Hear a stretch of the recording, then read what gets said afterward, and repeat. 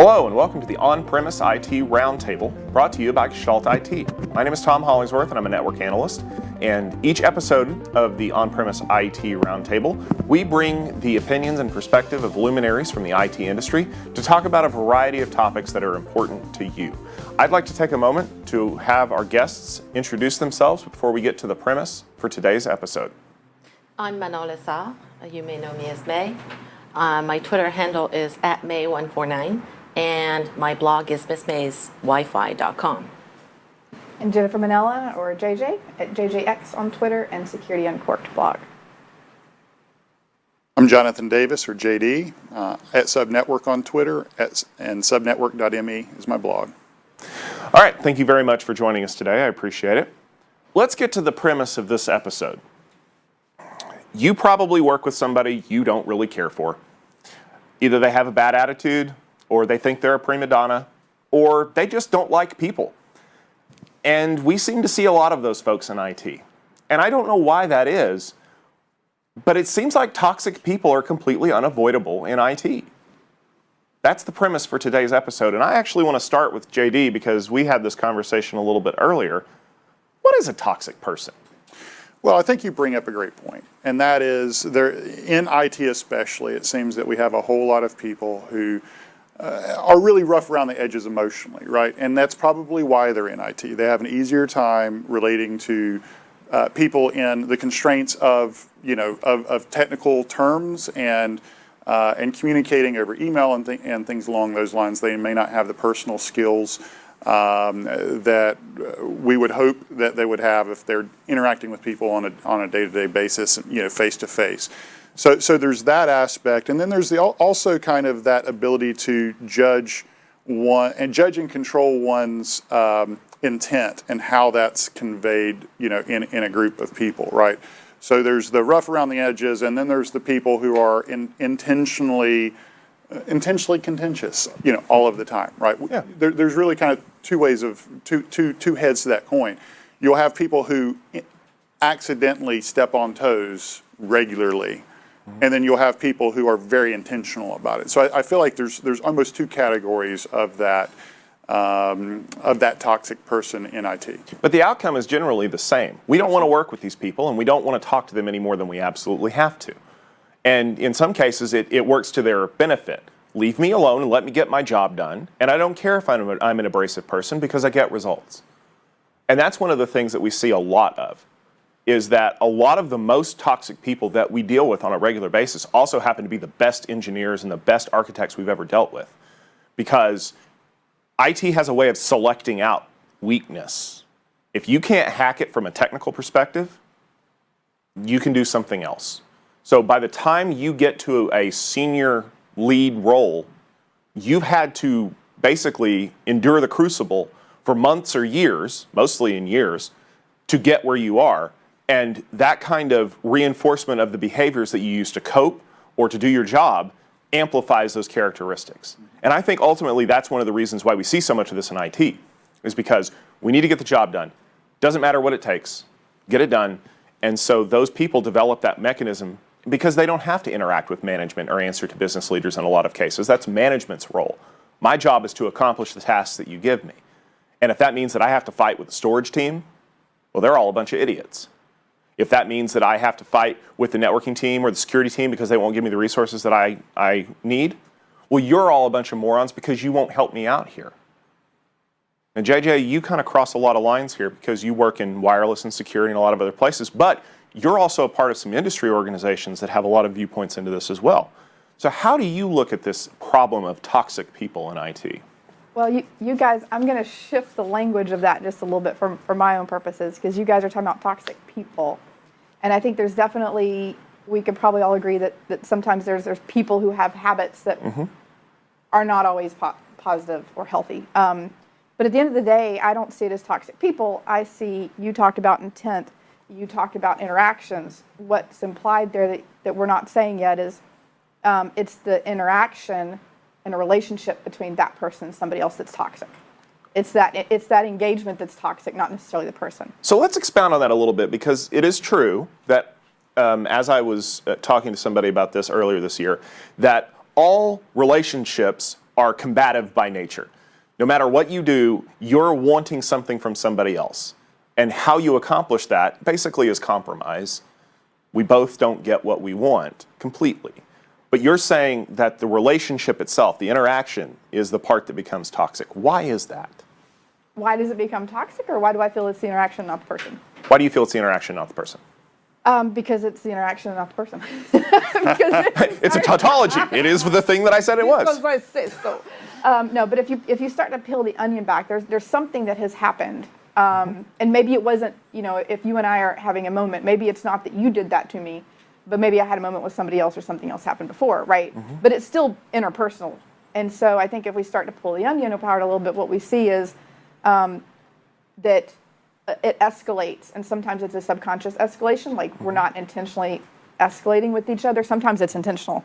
Watch Twitter for a few hours and you see it go. But that's true. But a lot of times it's completely unintentional, and this person's doing something that just grates on this person, or just how their mannerism or how language that they're using, and this person's just assuming that person's doing it intentionally, and it's not intentional at all. And so there's a communication aspect, there's a trust aspect, and so a lot of my work is sitting between the groups that you're talking about and facilitating that type of trust and communication. So I love the perspective that you're coming with, but I want to bring up something that is actually a problem that we see a lot in the industry. We don't tag relationships or interactions with specific terms, but we've all heard of rock stars, heroes, various characters from Rick and Morty, or as I found out the other day, evidently the term 10x engineer is pejorative for some of us and a hero worship culture for others. Why do we associate the terminology with people if it's the relationship that's contentious? Well, how do you have a rock star or a hero without the person that's worshiping or giving that praise? That's true. And in the Phoenix Project with Gene Kim, I think everyone who read that book 50 pages in went, oh my God, I'm Brent. Because we recognize so many of those personality traits. Now, obviously, when Gene wrote the book, he had an idealized version of that person because he needed to draw that out as a fictional character. But I know that I'm that kind of person when I get into a job. Shut up and let me do my job, and I'm going to deal with this. And so sometimes my interactions are positive. I try to keep them positive, but sometimes my job is to put my headphones on and don't talk to me until Sunday. Well, so to finish the other part of that thought is there's an inward-facing part, and that's where I think a lot of the mindfulness comes from the things that we teach and talk about. Now, May, you haven't had a chance to jump in here, but I want to give you a chance to air your thoughts.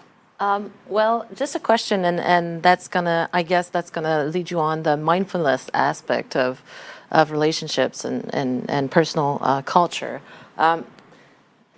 I was once told that what bothers you about someone else is often something that you need to address personally. So maybe what you see in the other that bothers you is really something that you have to work on. A bit of projection, perhaps? A bit of projection and a need for introspection. So that's where the mindfulness comes in. So I would say that that's true, but we think of this as a series of interactions with other people, as you pointed out. So let's examine that. So there are some people that we know can be a little irascible. You don't want to go talk to Bob the Sunday after his team loses, or the Monday morning after his team loses, because he's going to be a little irascible. But there are some people whose interactions, by and large, are almost always negative. How does that happen? Is it their perspective on things? Is it the fact that they really don't like their job and they really wish they could do something else? Or is there something deeper that we're looking at? And I know we're bordering on psychology here, which is probably not what we were thinking we were going to get into when we started talking on this tech podcast. But these are the things that make our lives miserable when we're at work. With that point, I would actually challenge and push back a little bit, because I've worked with people who I would consider to be toxic, and I recognize that I absolutely understand what you're saying as far as there are toxic relationships, but when you have an individual who all of their relationships, or 90% of their relationships, would be considered toxic, at some point you do have to recognize that it is that person. In a previous job, I worked with a guy who knew everything about every system in the organization. He really did. He was very smart. If you needed someone to come through in a crunch, he would. But if you had to deal with him just on a day-to-day basis, it was almost painful. And it took me, I mean, I worked there for 4 years. It took me a while to get to that point where I could see both the toxicity, both the painful interactions, and also the person who, the value that he brought, because the painful interactions had a tendency to cover all of that up. So how do you see that? And tell me where I'm wrong, I guess. Well, it's not that you're wrong. I think it's, again, it's my choice to kind of approach it from the other side a lot of ways, because if you look at somebody that's difficult to deal with, let's just make up a name. I hate to say Joe because I work with the Joe and he's awesome. So Jim, let's just say there's Jim. Jim's that guy, right? And I need to go get something from Jim. So I go down to Jim's cube and I talk to Jim, and I just know going into it that he's going to be hard and maybe an asshole. And I'm already clinched up ready for that. So I'm already creating a little bit of a bubble of something going on when I approach him. Then I have a bad experience with him. It went just the way that I knew it was going to go. And I walk back and I'm like, dang, and I come and I'm like, oh man, I just had to go deal with Jim, and this happened and that happened. Of course he did this and he always does that.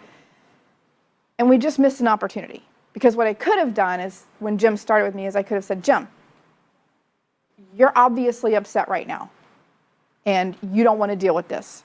And let me talk to you about this. Like, let's work through this together to figure out how to make this less painful for you, because when it's painful for you, you're making it painful for me. And we don't stop and do that a lot of times. So let me jump in here real quick, because we want to tie this back to the premise, and I think I see where the thread's going to be. It becomes inevitable in IT because we do that, because we have the self-fulfilling prophecy of, I have to go deal with that person that I don't like. And we put on our armor and we stalk down to the cube and we just stand there. We're like, I need to ask you a favor. And you're ready for the assault that's going to happen, of the screaming and the yelling and the you're a moron because you didn't know how to fix this. Is it because we set ourselves up to fail when we have to deal with people that we don't necessarily like that it becomes inevitable? May? I'm sorry, I'm going to bring up Brene Brown here and say that it's only with courage and vulnerability that you have genuine interactions. And I truly believe that she's right on that point. So I would agree, and I've been reading a lot of... And that's why you put on your armor. You don't want to be vulnerable. You don't want to be hurt or feel something from that interaction that you know is going to be painful. But to put a point on that, and I agree that Brene has some really great points there, I put on my armor when I deal with toxic people because I don't want to be hurt, and I really don't want to feel vulnerable. I can have a conversation with JD because we're friends, and I can open up to him about things. But the first time that JD turns around and uses that against me or tries to take advantage of me with that, you can better believe that the next conversation that I have with JD, or anyone for that matter, right, my walls are going to go up. And the walls are different than boundaries, because boundaries are like, this is where I want you to stay and this is where I feel comfortable with you. Walls are stay out. I don't want to deal with you anymore. Does that make me a toxic person now because I'm putting up all these barriers so that people don't have to deal with me? Maybe is that the problem, is that we've been taken advantage of so many times by management, by customers, by users, that we say, you know what, I've had enough. I'm not going to put up with it anymore. I'm a cynical IT person. Go away. Well, I think there's also the issue of the personas. And I mean, I know like on the security side, we always joke that it's like the grumpy old, curmudgeonly guy who's always working all the time and, can never take a vacation. Same thing with tech a lot of the time, right? Right. Can't take a vacation. So we create these personas, and, sometimes it's a whole industry-wide persona, and sometimes it's just an individual persona where you get into a pattern and a habit, and that's really hard to break out of. It's really hard when you've gotten to a certain point and just in life as a human to suddenly just shift gears and be like, I don't want to be that person anymore. And I know people that have gone through this, and that's a lot of the work we do at conferences and trying to bring this and talk about it and use mindfulness to get out of that when somebody wants to. But, when people get in that, that's the perception of the toxic person, right? And they probably don't want to be like that. But they have to make a choice that they want to do that inner reflection and get out of that. So I absolutely, I like that perspective. And I think that applies strongly, going back to the very first statement of those people who have rough edges, right? They've got character flaws like we all do.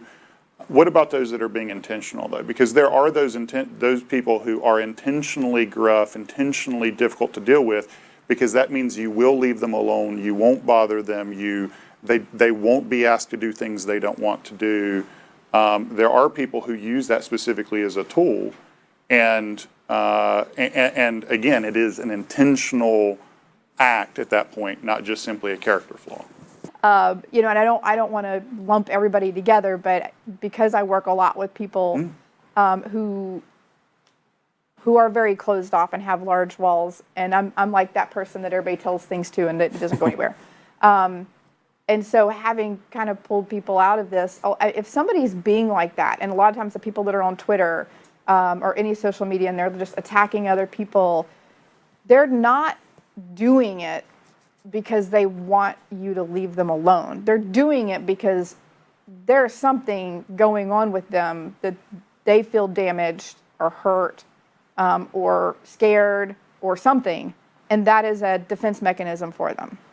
And whether it's something that's ego-based, some of the people that are very intentional about it, we definitely live in an industry where we feel like it's okay to step on somebody and make them feel small to make us feel better and boost our ego for a minute. And I'm a huge unsupporter of that. Like, I think we have to stop and think and not react. I think we have to be mindful and respond to things and not be that person. But, whether it's intentional or not intentional, a lot of it's coming from a place of hurt for that person. Something has happened, and they have a challenge.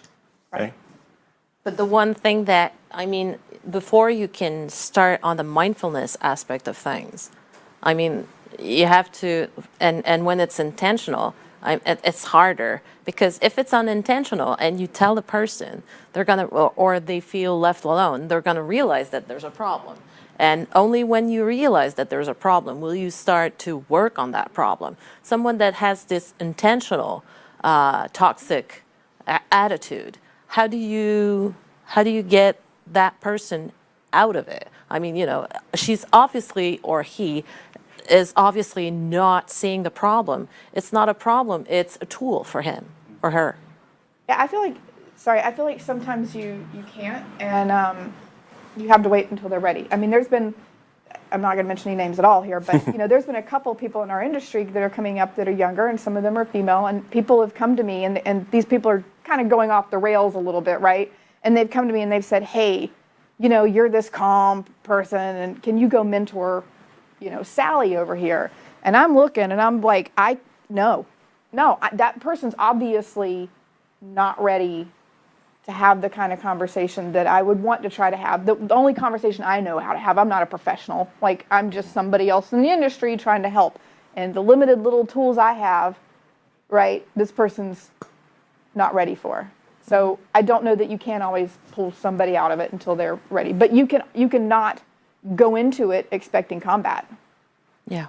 So we're getting close to the end of the time here, and I want to come back because to me, criticism without a solution is really just whining.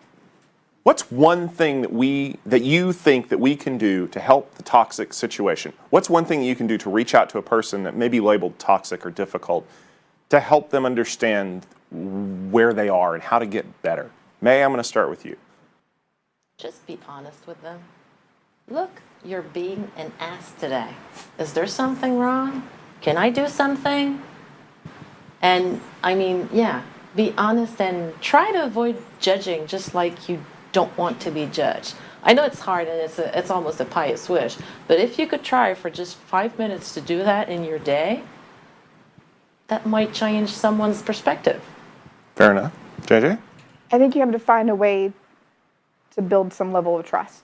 And you mentioned kind of being vulnerable and open. So whatever that means between you and the person you want to interact with, to be that person that they can trust and have that kind of conversation with, I think stems from trust. That's fair. JD? I can't disagree with that too much. One of the things I think that helps us as individuals when we're dealing with these people is understanding the appropriate boundaries that we can set, right? So if we know that we can set these boundaries on, if this person acts like a complete ass, I can tell them that they're acting like a complete ass, right? I have escalation means in other ways. Once we at least have a handle on these are the tools at my disposal, that also gives us the ability to go, I don't always have to use those tools. I don't have to treat everything like a nail if I have more than a hammer in my hand. And I can then go to them and say, look, I realize that something is going on, and it sounds like we need to have a conversation when you're not in the middle of this. I want to have that conversation, but I need at this moment, like, we have to work on this together or whatever, right? So it's handling those, it's having those, the ability to set the healthy boundaries so that you can then extend grace kind of outside of that. So I think ultimately what it comes down to is, from the conversation that we've had today, is that there's a lot of elements that go into this. It's not just Bob and IT as a jerk. There's a lot of interaction that goes on, a lot of projection, a lot of other things that speak to a deeper issue that needs to be sorted out. And we can't fix people. That's not our job. We fix things, we fix systems, we help users. But there's only so much that we can do. And maybe the solution is that we're a little friendlier, we're a little nicer. We let our guard down now and then to see if we can change someone's mind, to help them come to a place where they're ready to realize that maybe their attitude and their behavior isn't friendly. Maybe it just takes a little bit of time and effort to help some people out. All right, well, that will just about do it for this episode of the On-Premise IT Roundtable. You can always find the latest episode of this podcast on our website at gestaltit.com/podcast. You can also subscribe with your favorite podcast application. You can find us in iTunes. If you do, please leave us a rating or a review. We'd really appreciate it. That helps other people find us and listen to some of the great content that we have here. For my guests, for all of the folks at gestaltit.com, and for each of you listening out there, thank you very much. Bid you a fond adieu, and please make sure to keep listening.